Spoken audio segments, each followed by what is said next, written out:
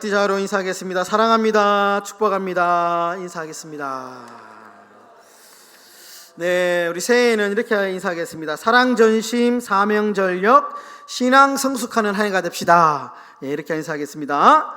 사랑전심, 신앙전력, 신앙 성숙하는 한 해가 됩시다.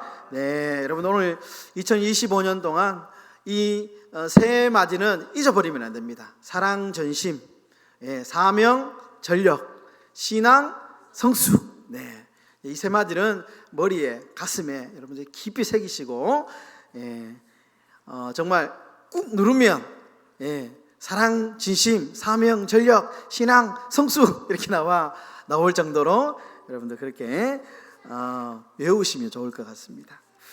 네, 감사합니다. 오늘 신년 감사 예배 첫 주일인데요. 우리는 하나님의 자녀입니다 라는 제목으로 말씀 증거하도록 하겠습니다.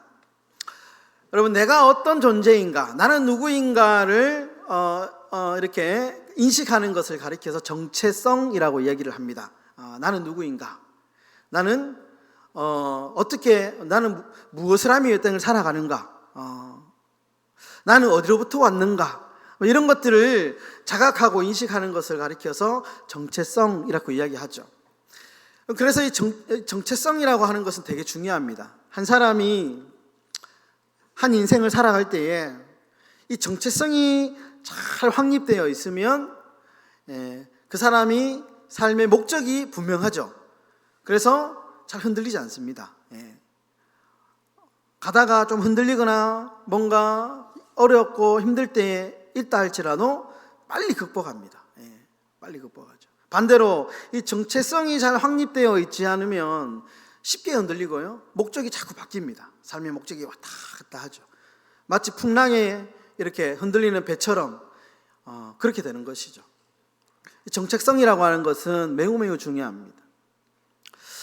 여러분, 미국의 최초의 흑인 대통령 버락 오바마, 너무나도 유명한 대통령이죠. 이 버락 오바마는 한때 자신의 인생에서 극심한 정체성의 흔들림이 있었다고 합니다. 그가 특별히 이제 젊은 시절에. 근데 왜 그렇게 정체성이 흔들리고 막 혼란스러웠느냐? 그의 가정이 조금 문제였는데요. 원래 이 가정은 아버지가요, 하버드대를 나온 아주 똑똑한 사람입니다. 근데 이 사람은 이 아프리카 국적의 흑인 남성입니다. 근데 이제 미국 아주 똑똑한 사람이었기 때문에 하버드에 이제 공부를 하고 왔고, 그래서 거기에 가정을 이루고 결혼하고 살다가 갑자기 자기 아버지가 자신의 가족을 다 그냥 버려두고 자신의 고향으로 떠나가 버립니다. 그리고 그의 어머니가 이제 재혼을 하게 되는데 인도네시아계의 남성, 미국 남성과 결혼을 합니다.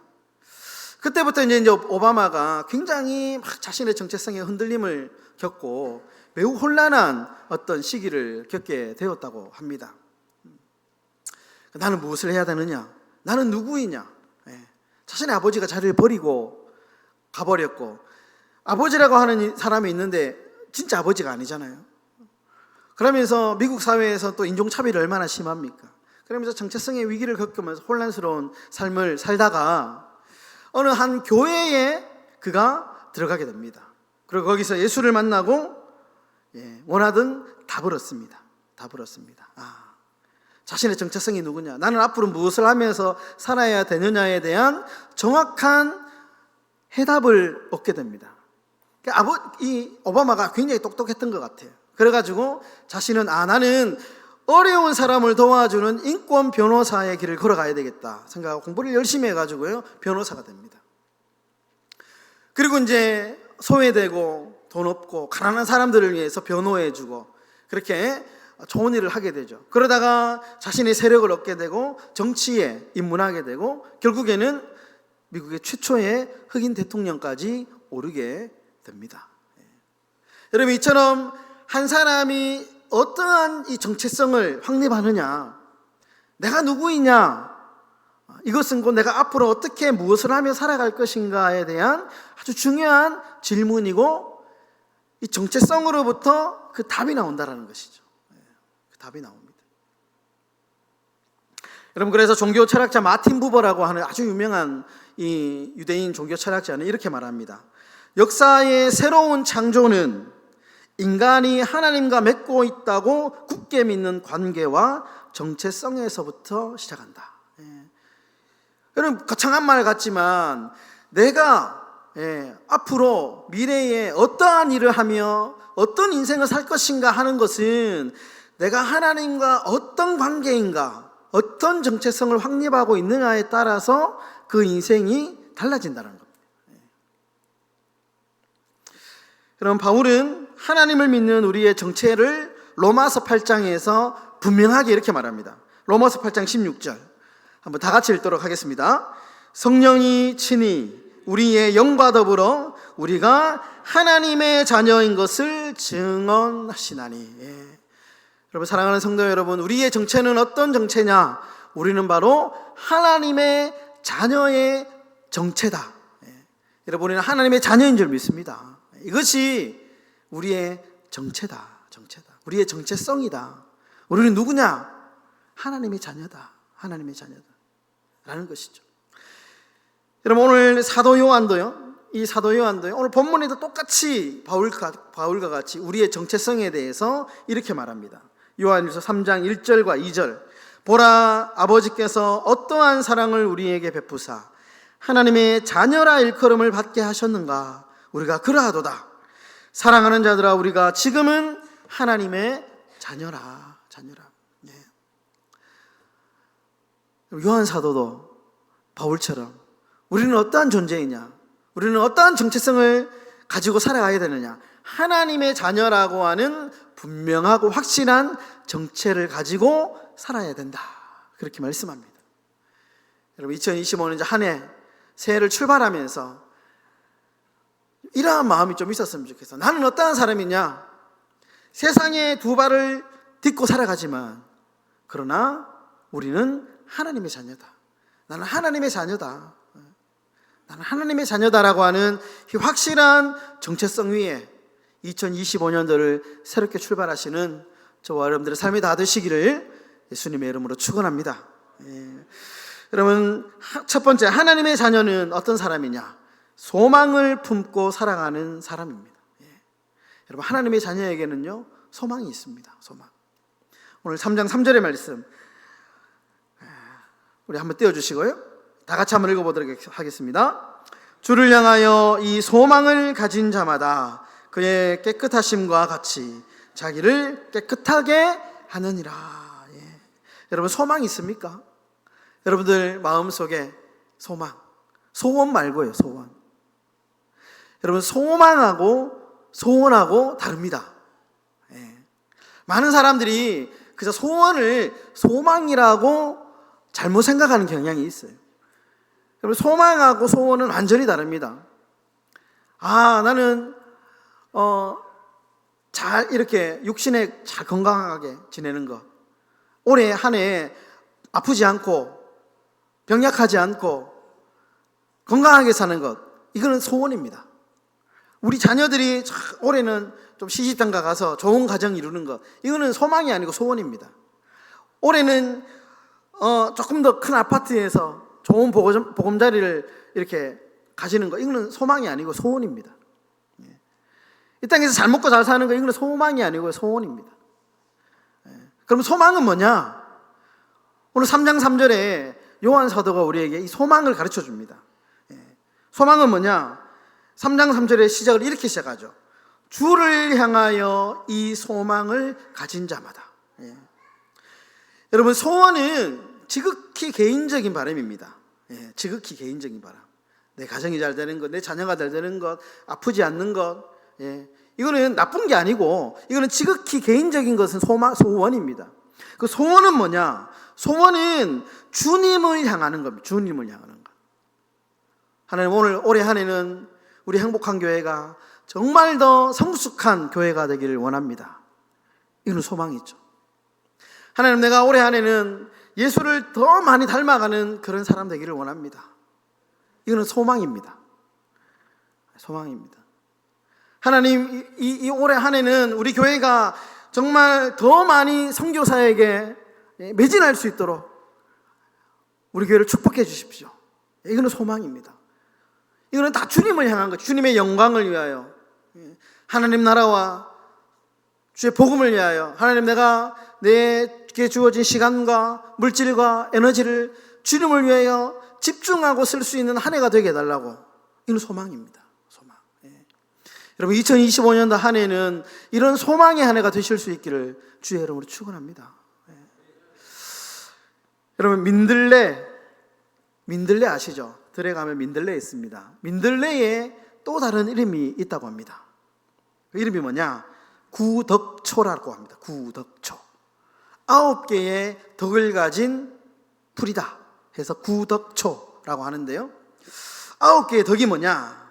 1덕, 모진 환경을 이겨내고 피어나는 덕이 있다. 2덕, 억적 같은 삶을 살아간다. 3덕, 한 뿌리에서 여러 송이의 꽃이 피지만 순서를 지켜가며 피어나기 때문에 장유유서의 도를 아는 덕이 있다.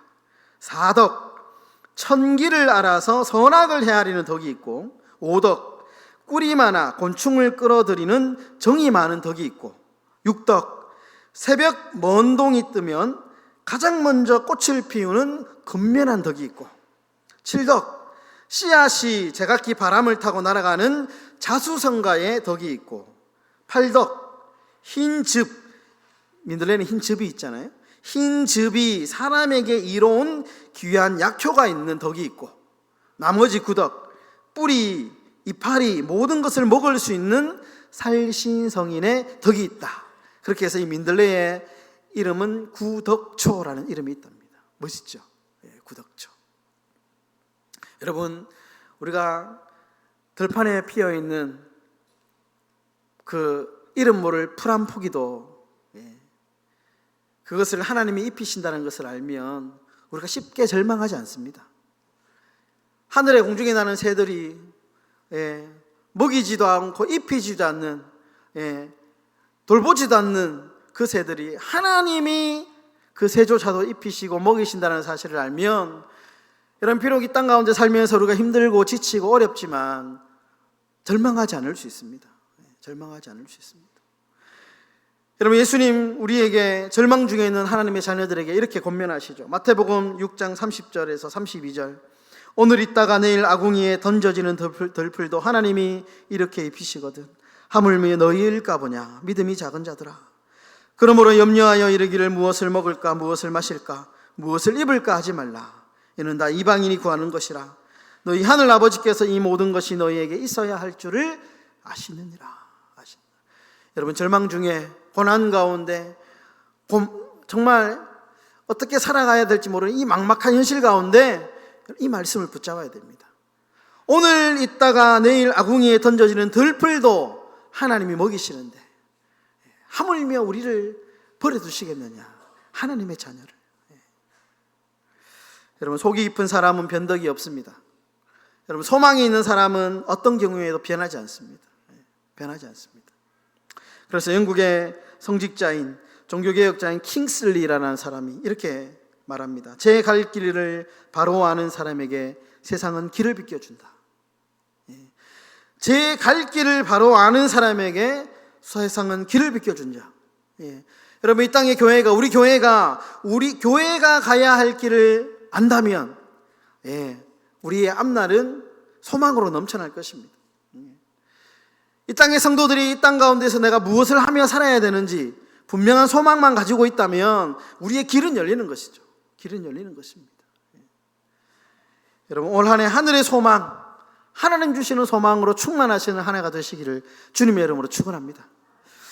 두 번째로 하나님의 자녀는 의를 행합니다. 의. 7절의 말씀. 자녀들아 아무도 너희를 미혹하지 못하게 하라. 의를 행하는 자는 그의 의로우심과 같이 의롭고. 여러분 성경에 나오는 의는 옳고 그름을 잘 판단하는 그런 게 아닙니다. 그런 의미도 조금 포함이 되어 있지만 성경에 말하는 의로움은 무자르시 두부자르시 딱 옳은 것 그러는 것 네 편 내 편 이렇게 가르는 게 아니고요. 이것은 관계의 개념이 매우 강합니다. 관계. 쉽게 제가 예를 한번 들어보겠습니다. 우리가 성탄절 때 말씀을 살펴보면 마태복음 1장 19절에 보면 요셉, 예수님의 아버지 요셉에 대해서 평가하는 대목이 있죠. 마태복음 1장 19절에 이렇게 말합니다. 그의 남편 요셉은 의로운 사람이라 그를 드러내지 아니하고 가만히 끊고자 하여. 성경의 저자 마태가 요셉을 가리켜서 의로운 사람이다 이렇게 얘기하잖아요. 여기서 의로운 사람은 가난한 사람, 약자의 편을 들어주는 사람, 자신이 손해를 기꺼이 감수하고서라도 사람을 살리는 사람, 이런 사람을 가리켜서 의로운 사람이다 이렇게 이야기하는 겁니다. 의로운 사람. 어려운 처지에 있는 사람 편에 서서 그들의 공경에서 구해주려고 하는 성품, 그런 성품을 가진 사람을 가리켜서 의로운 사람이다. 의로운 사람이다. 여러분, 고조선 시대에 서쪽에 있는 나라들이 우리 대한민국, 우리 이 나라를 일컬어서 이렇게 말했다고 합니다. 견인 유환 하면 투사구지하는 백성이다. 고조선 시대에 참 이제 외국에 있는 나라들이 우리나라를 가리켜서 견인유환하면 투사구지하는 백성. 무슨 말이냐면 사람이 환난을 겪는 것을 보면 죽음에 이르게 되더라도 반드시 자신의 몸을 던져서 살리는 백성이다. 우리나라 백성 그렇게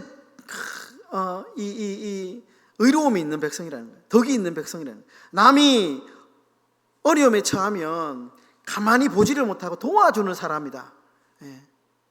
다른 사람들이 우리나라를 평가할 때 그런 나라였다는 거죠. 너무 멋진 이야기 아닙니까? 외부에 있는 사람들이 우리 교회를 향하여 야, 저 교회는 자기들끼리 잘 먹고 뭐 좋아하는 그런 교회가 아니고 세상이 힘들고 어렵고 그런 위기에 있을 때에 나라를 위하여 기도하는 교회고 지역이 어려울 때에 세상을 향하여 이 지역을 위하여 뭔가 하는 교회다. 얼마나 멋진 말입니까? 얼마나 멋진 말이에요. 세상과 소통하는 교회. 제가 꿈꾸는 우리 행복한 교회는 세상과 담 쌓는 교회가 아니고 담 쌓아놓고 우리끼리만 먹고 즐기면서 우리끼리 구원받았으니까 너무 좋다 이런 교회가 아니고요. 세상과 함께 예수 그리스도의 복음을, 기쁨의 복음을 함께 나누며 누리는 교회가 되는 것. 이것이 저의 작은 바람입니다. 이것이 의로움이다. 이것이 성경이 말하는 의로움입니다. 의로움. 여러분, 그래서 요한 사도도요, 오늘 본문에 보시면 이 의와 형제를 사랑하는 것을 동격으로 말하고 있습니다. 오늘 본문 3장 10절에 보시면 이러므로 하나님의 자녀들과 마귀의 자녀들이 드러나나니 무릇 의를 행하지 아니하는 자나 또는 그 형제를 사랑하지 아니하는 자는 하나님께 속하지 아니하니라. 의를 행하지 아니하는 사람하고 형제를 사랑하지 않은 사람은 마귀의 자녀다. 하나님께 속하지 않은 자녀다. 너무 강하게 이야기를 하죠. 반대로 의를 행하는 사람은 그 형제를 사랑하는 사람이고 하나님께 속한 사람이다. 속한 사람이다. 여러분, 2025년도 우리가 정말 의로운 교회, 의로운 성도님들 되었으면 좋겠습니다. 근데 이 의가 무자르르시 자르고 뭐 옳고 그름만 얘기하고 이런 의로움을 뛰어넘어가지고요, 뛰어넘어서 세상을 향하여 우리가 기도하고 우리가 빛으로 소금으로 사람을 살려내는 그런 의로움, 그런 의로운 삶을 다 살아가시기를 주의 이름으로 축원합니다. 말씀을 정리하겠습니다. 여러분, 그리스 델포이에 가면, 저는 가보지는 못했는데 아폴로 신전이 있다고. 아폴로 신전에 가면 지혜를 대표하는 두 마디 말이 기록이 되어 있답니다. 지혜가 뭐냐? 첫 번째, 지혜는 어떤 것도 지나치지 않게 하는 것. 욕심을 부리지 않는 게 지혜랍니다. 아무리 좋은 것도 지나치면 문제가 되죠. 그러니까 지혜는 뭐냐? 어떤 것도 지나치지 않게 하는 것이 지혜랍니다. 두 번째 지혜는 뭐냐? 내 자신을 아는 것이 지혜랍니다. 내 자신을 알라. 소크라테스가 너 자신을 알라라고 우리가 이제 알고 있는데, 이것은 소크라테스가 먼저 한 말이 아니고 아폴로 신전에 새겨진 말이랍니다. 너 자신을 아는 것. 내가 어떠한 존재인지, 내가 어떠한 정체성을 가지고 살아가야 되는지, 이것을 아는 것이 지혜다. 지혜다. 여러분, 우리의 정체성은 하나님의 자녀입니다. 하나님의 자녀. 하나님의 자녀로서 이 땅의 소원이 아니고요, 하늘의 소망을 품고 여러분 사람을 살려내고 한 영혼을 천하보다 귀하게 여기는 우리 행복한 교회가 다 되시기를 주님의 이름으로 축원합니다.